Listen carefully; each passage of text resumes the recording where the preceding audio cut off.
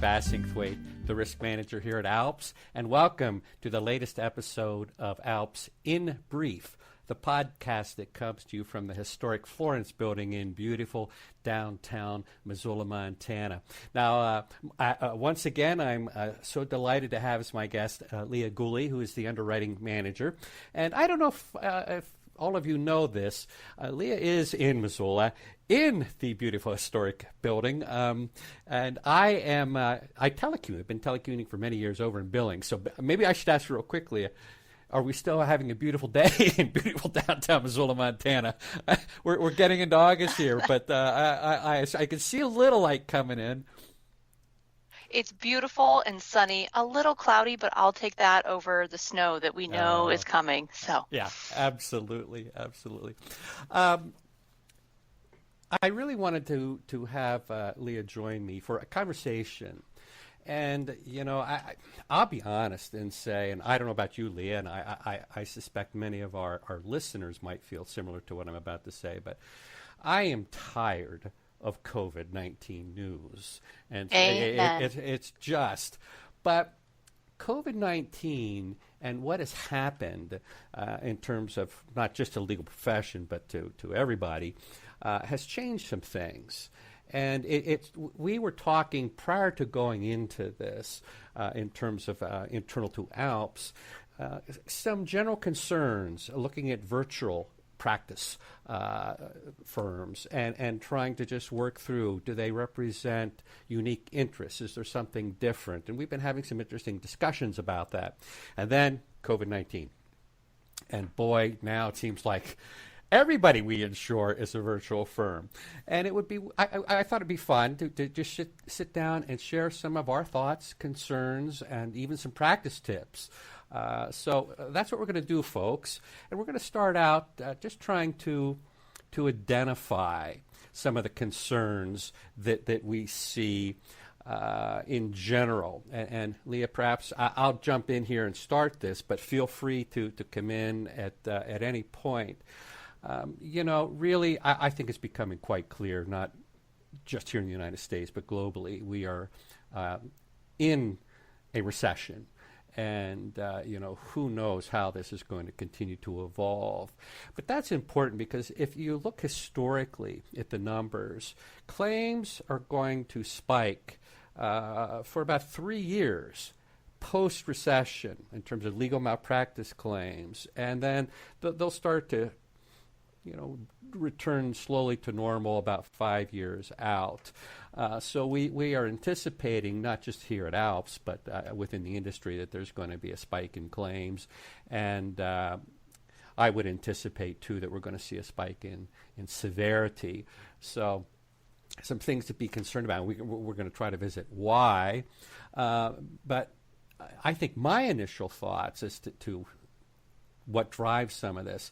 You know, you think about business dealings and bankruptcies and divorces and all kinds. But when business dealings in particular go south, and look at all the companies suing their insurers for, you know, the business interruption coverage that on most of these policies isn't there. You know, desperate times call for desperate measures, and they're going to turn and try to blame lawyers. And some of these claims, you know, if nothing else, all the carriers are going to be involved in trying to defend these where we are contractually obligated to.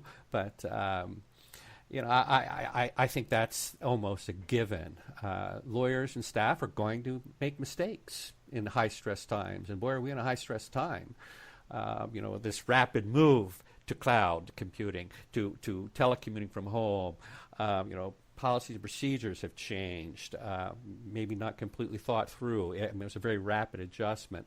So I think there's going to be just normal missteps that occur. In addition, I think just, again, the stress itself, we're all under. You know, I'm surprised. I would guess this is true for you, Leah, in terms of your own neighborhood.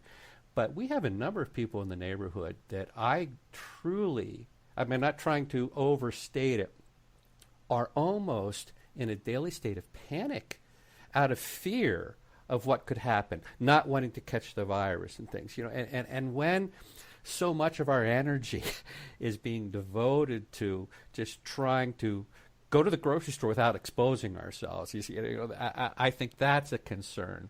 And at the same time, our clients are under the same stresses, going through the same Exactly. thing. And that is going to, are they going to question their own decisions down the road? Why didn't you prevent me from doing this stupid thing that I did? That's right. So, there's a lot of stuff going on here, and could also even talk about the closures of courthouses and all the changes in just the local rules, court rules, procedures, filing deadlines being extended. There's just so many things up in the air. Very difficult to stay on top of.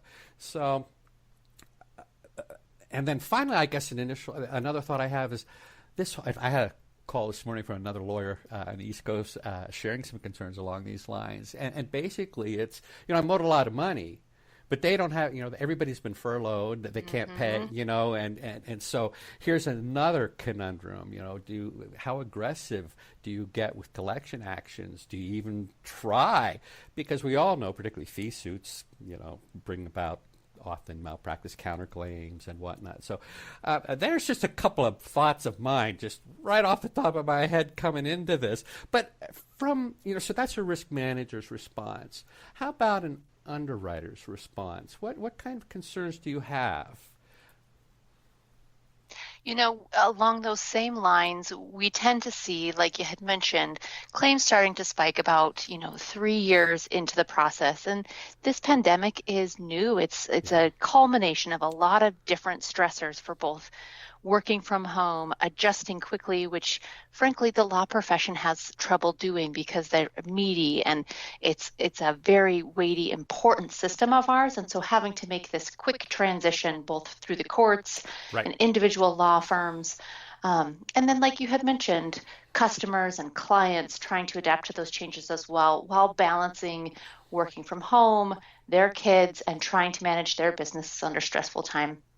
We do anticipate certain trends within certain areas of practice. You can imagine divorces may be on the rise, as well as marriages, like you said, and then folks kind of looking back. So overall, from an underwriting perspective, trying to see where you sit individually, where your area of specialty lies, and sticking to that area of specialty, knowing how some of those changes come about and how you can adapt to that in this pandemic. Yeah. That's a really important aspect to all of this. Yeah. One of the things I think is worth noting for our listeners,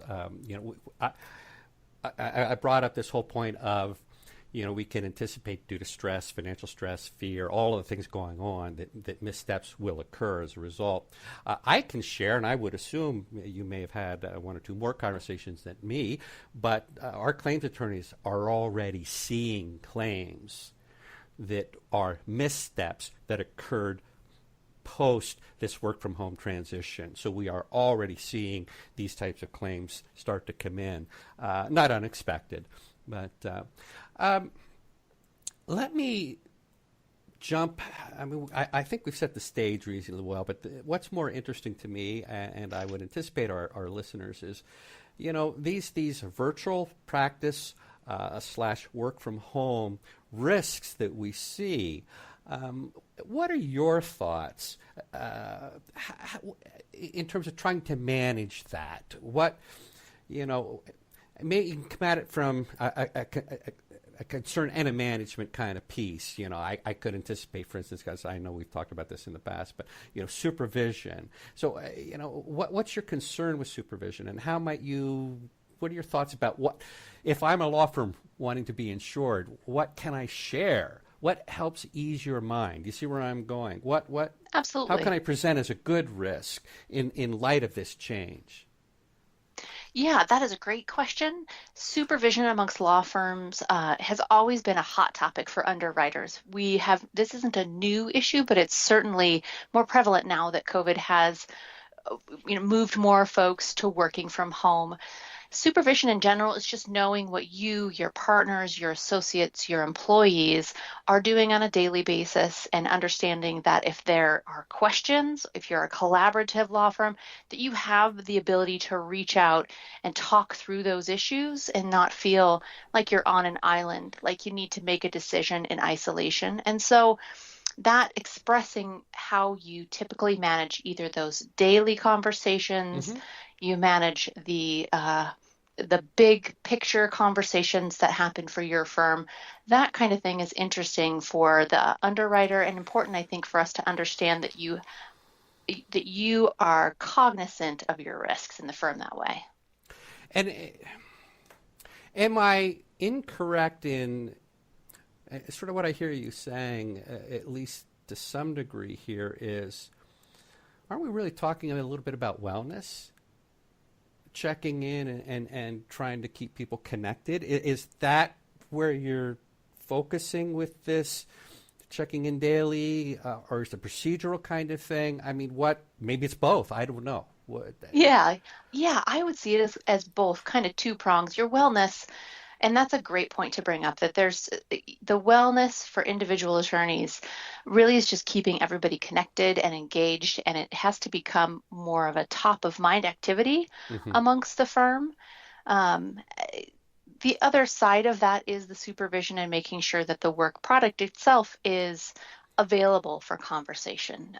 Perhaps you set up Zoom office hours if you and your staff are spread Right. across, so that they know a specific time that they can get a hold of you. Or you have with your team a specific daily meeting time that you know you're going to check in and answer questions, or even just engage in that office chit chat that you normally don't get to when Yeah. everybody's working from home. We miss that. Yeah, yeah.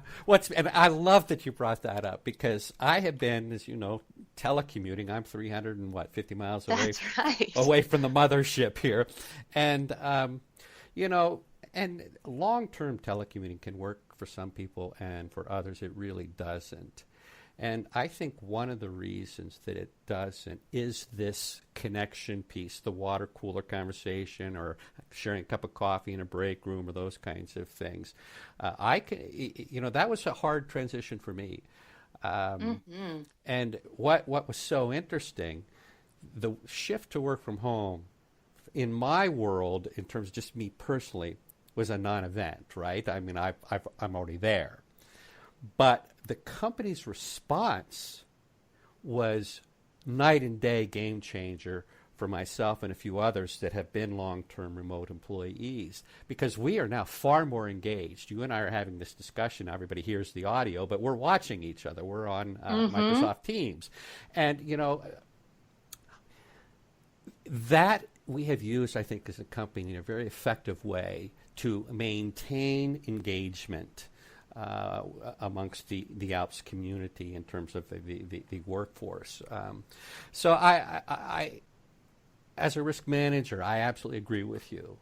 I think supervision is important from this connectivity piece, this wellness piece. And might I add, you know, the challenge with this supervision wellness kind of angle is that when we aren't together day to day, it's a little more difficult to really, unless we're using video and having some regular conversations, to understand. You know, you might, if you and I share office space and we're you know, you're going to pick up that I'm depressed or that I'm struggling. That's right. Exactly. In person much more quickly and more easily.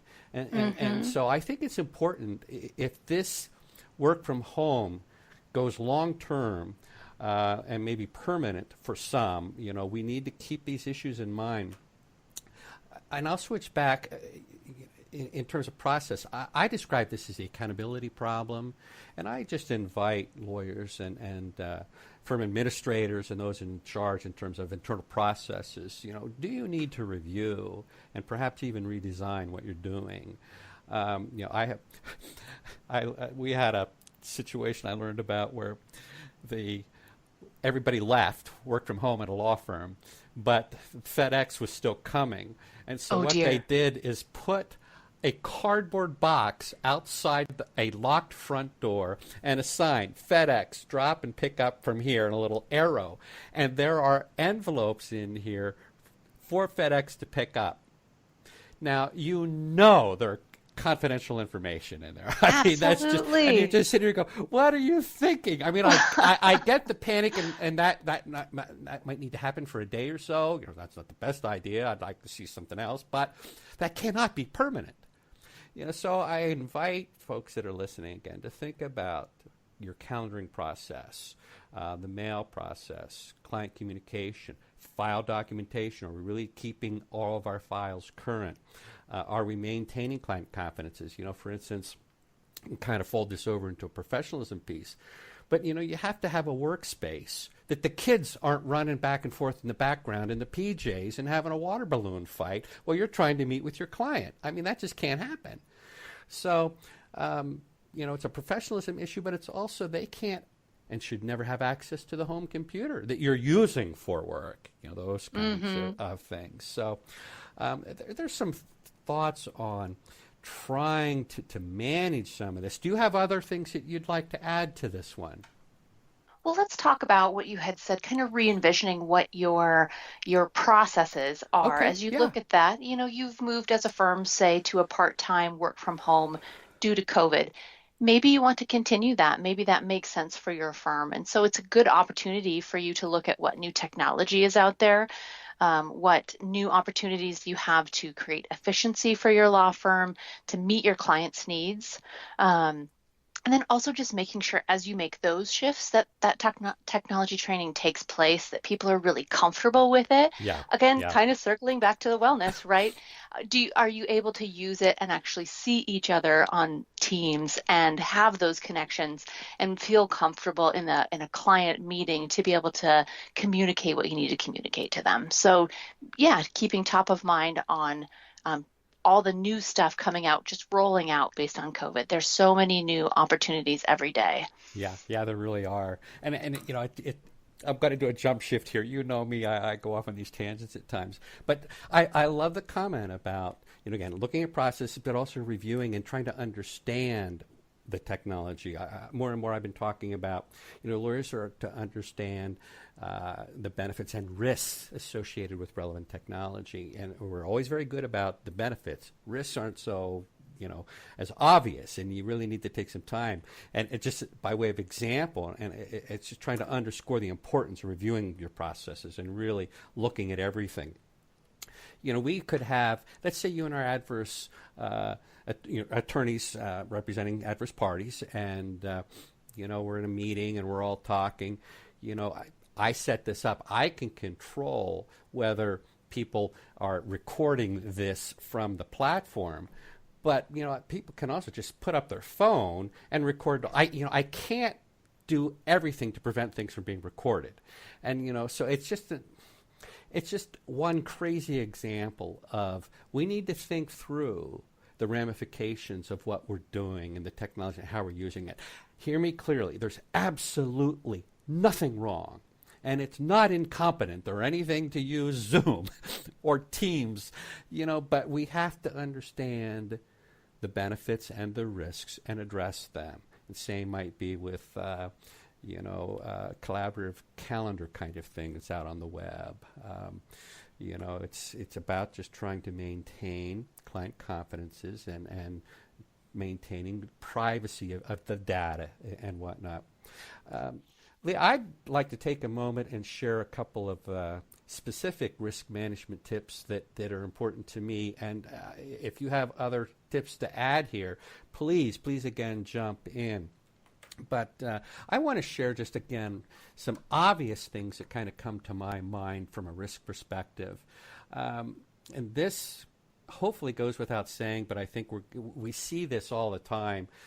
COVID in situations like this, in terms of recessions and whatnot, you're going to see this type of claim go up. And it's really dabbling. Please don't dabble or do a quick jump shift to a new practice area. I have spoken with attorneys that are very intentionally moving right now and very aggressively into the bankruptcy space for obvious reasons. Some are doing this, again, it's a jump jump shift and know absolutely nothing about it, or very, very little, and others are very, very intentional about it and really taking their time and developing processes and procedures, getting mentors, or getting, and really coming up to speed in a very appropriate way. So caution, jump shifts, dabbling, very dangerous. And Mark, I'll comment on that. That is an Please. area that we see so many claims come out of, competent, Yes. smart attorneys who just have taken a case or taken on an area of practice that they don't get the full spectrum of it, and it's definitely ripe for either missteps and just missing something because it's a nuance to that practice. Right. I absolutely agree with you on that. It's one of those things we just don't know what we don't know, and that's the problem on the dabble. It's I also would strongly encourage you more than ever to determine up front if clients can afford your services, and also thoroughly document your scope, because more and more it's not face-to-face in the same room having conversations. So we need to be clear. If I'm interviewing you and you're interviewing me in terms of potential client, and I'm a potential lawyer here, and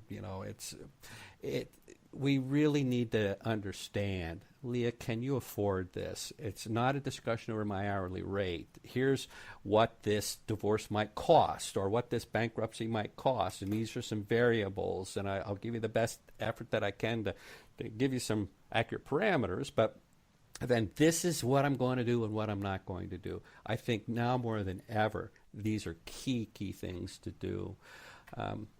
I brought this up at the very beginning. I would not get aggressive in collection practices right now.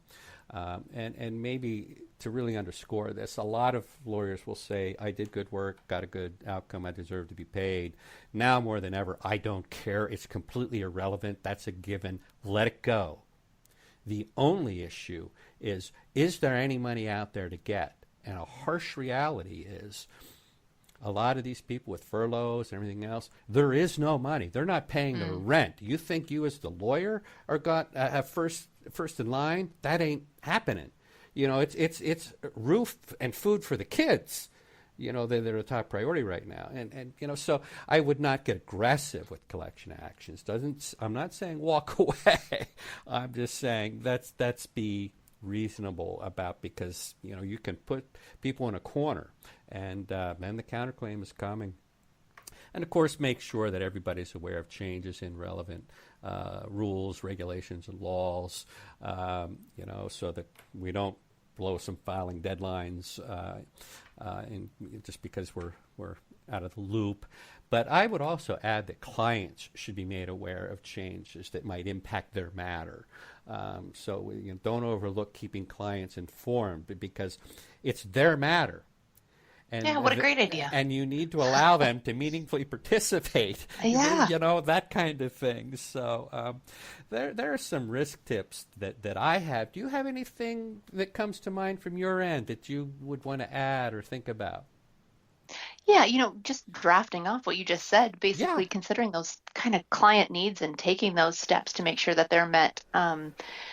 Being clear about what response times need to be now that people are maybe working different hours as they're virtual or working from home, and a little more flexibility, whether, folks want virtual meetings or in person, and how to manage those risks specifically. Just being, open and upfront about what your clients need. The other big thing, it's not new that attorneys take their work home. That's definitely not a new phenomenon. Right. But with some of these more flexible arrangements, just being clear about securing client information that you bring back and forth, even laptops and hardware, software issues that you might have, being just top of mind on that stuff. Well, and I appreciate that. Let's look at that a little more in depth. It's... What we're really getting into is just cybersecurity, cyber liability, that whole issue. Let me share. Do you have, again, from an underwriting perspective, because we also sell cyber liability insurance to lawyers. We do. What about, are there risks? Does this situation in terms of COVID, work from home, virtual law, all this stuff, does that change your risk analysis at all? Do you have any concerns that come up? Well, certainly one of the big ones is that, the home systems just are not as secure as often office situations are when it comes to hardware, routers, all of those setups. Personal devices like your cell phone just may need to be re-examined. We had talked before about looking at your internal processes, and it's a good time to look again at your cyber processes as well. Yeah. And, understand, folks, there is a difference between trying to secure systems and protecting and maintaining data. Those are actually two different things. There's a lot of overlap, but not entirely. And I'm going to come back to this here in a minute, but you talked about home systems, and just to underscore that point, can I share to our listening audience, home routers as an example. Often they are older devices. They have not ever been appropriately set up, meaning the default password hasn't been changed. You can get these default passwords off the routers in seconds off Google. You just figure out what kind of router it is, and it's typically admin or some silly thing like that. Encryption hasn't been turned on, etc. And cyber criminals know this, and they are taking real advantage of this. So we need to think through. We typically don't have IT support dealing with our home systems, but now that the home systems are the primary system, we need to think through this and make sure that the steps that we've taken to secure the perimeter of the work environment, of the office network, etc., now extends to the home environment. So that security piece needs to be in play. But that's not enough. Getting back to sort of privacy of data, how many of us routinely at home work with shared devices? My wife and I each have our own phone, but we use each other's phones at times if we're out. Here, can you just do that? And we share home computers, and it's kids having to do homework. Maybe need to get on dad's computer or mom's computer. So, what have you done to protect client confidences? In a perfect world, no family member, unless they are employed by the firm, should have access to any of this equipment. Period. It just really shouldn't happen. That's think about personal use and who's using all of this to try to maintain. One of the things that I'd like to talk about, too, that I think a lot of lawyers don't understand. And let me ask you this. Hopefully I'm not putting you on the spot here, Leah, but my guess is not. If I'm a law firm and I go out, and this is not going to be unique to ALPS. I'm just going to use ALPS as an example. So I go out and I buy this cyber liability policy for my firm from ALPS. Does that insurance cover all these devices that people have in their homes that are using personally for work? Does that coverage extend? Such a great point. Such a great question. And that's it's dialing down, right? What do you know what your policy covers? Have you read what the policy language specifies? And typically there's going to be carve-outs for personal devices because they're better covered somewhere else. There could be certain requirements. One of the big ones is out-of-band communication when it comes to wire transfers. Yeah. You're required to double-check, pick up that phone and call whoever it is that told you to wire the money to a certain area. You have some of that responsibility, and that's important to know that on the front end. Absolutely. What a great question. Yeah. So, folks, I don't want to put anybody here in this extreme panic. And policy language is going to differ, but generally, these policies cover equipment that is either owned by or leased for, law firm purposes. And that is not what a home laptop is, or the home cell phone, or the home iPad, and all these other things. Now, if a device, a personal device, was the pathway, perhaps, in to the network, and the firm's network is breached and something happens, these policies, there's a lot of the tail to them. But I have trouble seeing how an insurer wouldn't be stepping up for that one. The real concern is if the attack is limited to, and this is happening, which is why I'm having this conversation, to the home systems. So if I'm a hacker and I break in, Leah, to you as an attorney at a firm, into your home laptop, and I steal everything, and and I don't need the network anymore. You've got all this stuff on your laptop, and what a great opportunity. And then you turn around and say, well, I have cyber coverage for this. No, you don't. The firm has cyber coverage for firm equipment. This isn't firm equipment. So it's just something to think about, just to be aware of. So it gets back to thinking through your practices and procedures and your processes in light of these changes. Right. So I would obviously encourage IT support to address any concerns and even just talk to your IT support person. Here's what's going on in various homes. What do you think we should do? What are your concerns? Can you help us? And it just take it a step at a time. Other thoughts, other concerns that you have here. I don't want to take up too much of your precious time, but well, I think these are excellent tips that you've brought up, and a lot of really thought-provoking information for firms and attorneys to mull over, especially if folks are considering doing more of a long-term flexible work from home situation. Yeah. And maybe can I end with this? If firms are going to think about really extending, at least to part of the workforce perhaps, more of a full-time work from home, remote, which in my mind is a little bit different than a virtual practice, but I think from a risk perspective, really not a whole lot. Well, initially, is that just the fact that we have work from home folks now? Is that an uh-oh for an underwriter in terms of just that fact?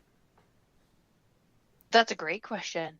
No, if you have a virtual practice or somewhere in that spectrum from virtual practice down to a flexible working from home environment, again, it's not something necessarily that is new to the industry. It's just more prevalent now with firms.